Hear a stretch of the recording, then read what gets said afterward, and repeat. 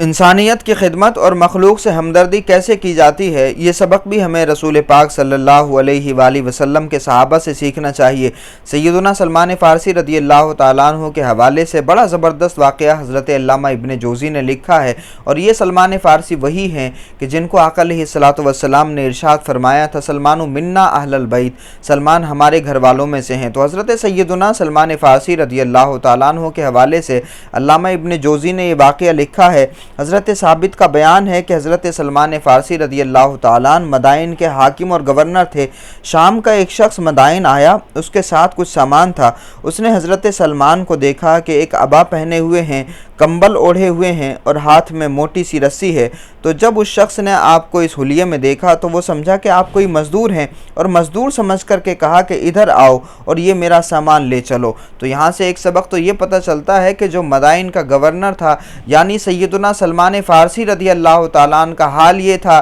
کہ شام سے جب ایک مسافر آ گیا اور اس نے آپ کو دیکھا تو اس کو یہ اندازہ ہی نہیں ہوا کہ یہ کوئی گورنر ہے، یہ کوئی حاکم ہے۔ تو آپ اس سے سادگی کا اندازہ لگا سکتے ہیں کہ رسول پاک صلی اللہ علیہ وآلہ وسلم کے صحابہ کس قدر سادہ مزاج تھے، اور حاکم اور گورنر ہوتے ہوئے بھی ان کے حلیے سے کوئی یہ اندازہ نہیں لگا سکتا تھا کہ یہ کوئی بڑے عہدیدار ہیں، یہ کسی بڑے منصب پر فائز ہیں۔ تو حضرت سلمان فارسی رضی اللہ تعالیٰ عنہ کو جب اس شخص نے دیکھا اور کہا کہ میرا سامان لے چلو، تو سیدنا سلمان فارسی رضی اللہ تعالیٰ عنہ نے اس پر کسی طرح کی ناراضگی کا اظہار نہیں فرمایا، بلکہ اس شخص نے جب کہا یہ میرا سامان اٹھا لو تو حضرت سلمان فارسی نے وہ سامان اٹھایا اور لے کر کے چل دیے۔ حضرت سلمان فارسی رضی اللہ تعالیٰ عنہ کو جب سامان اٹھائے ہوئے لوگوں نے دیکھا تو اس شخص سے کہا یہ یہاں کے گورنر ہیں۔ پھر اس شخص نے حضرت سلمان فارسی سے معذرت کی اور معافی مانگی، کہا حضور مجھے معاف کر دیجئے، میں آپ کو پہچان نہیں سکا۔ سیدنا سلمان فارسی رضی اللہ تعالیٰ عنہ نے ارشاد فرمایا میں نے یہ نیت کر لی ہے کہ میں تمہارا سامان تمہاری منزل تک پہنچاؤں گا،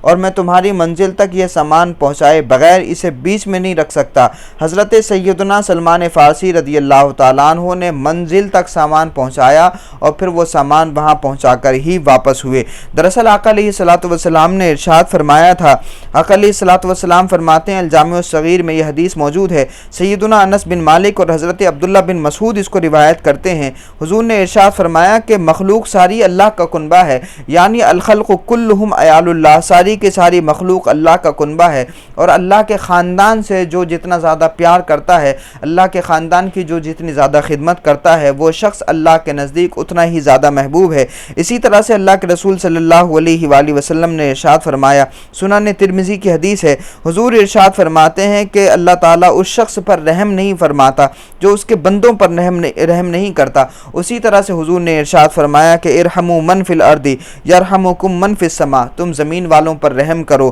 تو آسمان والا تم پر رحم کرے گا۔ تو آقا علیہ الصلوۃ والسلام نے یہ حدیث جہاں سے ارشاد فرمائی ہے تو حضور کا معمول بھی یہ تھا کہ رسول پاک خود بوڑھی عورتوں کا سامان اٹھا کر کے ان کی منزل پر پہنچاتے تھے۔ اسی طرح سے جب یہ کام کرتے ہوئے حضور علیہ الصلوۃ والسلام کے صحابہ نے دیکھا تو صحابہ بھی عہدوں پر ہوتے تھے، مگر جہاں انسانیت کی خدمت کا موقع ملتا تھا، جہاں لوگوں کا سامان اٹھانے کا موقع ملتا تھا، جہاں لوگوں کے بوجھ کو کم کرنے کا موقع ملتا تھا، تو رسول پاک صلی اللہ علیہ وآلہ وسلم کے یہ جانثار صحابہ حضور کی اس سنت پر بھی عمل کرتے تھے،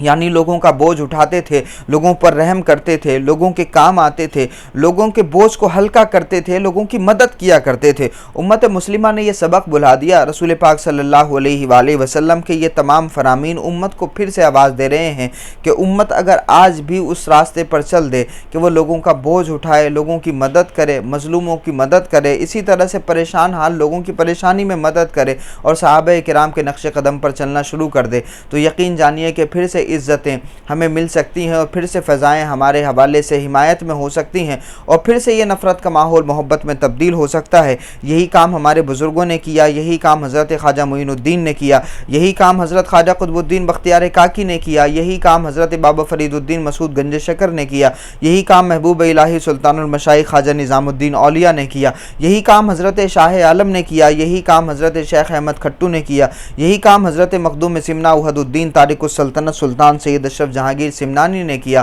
اور پھر جب ان لوگوں نے بندوں کے ساتھ میں اس طرح کے معاملات رکھے کہ انہوں نے بندوں کی بلا تفریق مذہب و ملت خدمت کی، لوگوں کے کام آئے، لوگوں کی ضرورتوں کو پورا کیا، تو اللہ رب العزت نے ان کو دنیا میں بھی سرخرو فرمایا، دنیا میں بھی عزتیں ان کے قدموں کو چومتی ہیں۔ اسی طرح سے اللہ رب العزت قیامت میں بھی ان کو عظیم طرح کی کامیابیوں سے سرفراز فرمائے گا۔ تو ہمیں انہی راستوں پر چلنے کی ضرورت ہے جس راستے پر بزرگوں نے چل کر کے اپنی زندگی کو گزارا ہے۔ اللہ رب العزت ہمیں توفیق عطا فرمائے کہ ہم حضور علیہ الصلوۃ والسلام کے طریقے پر چل کر کے اللہ کی مخلوق پر رحم کریں، اللہ کے مخلوق کی مدد کریں۔ بہت شکریہ۔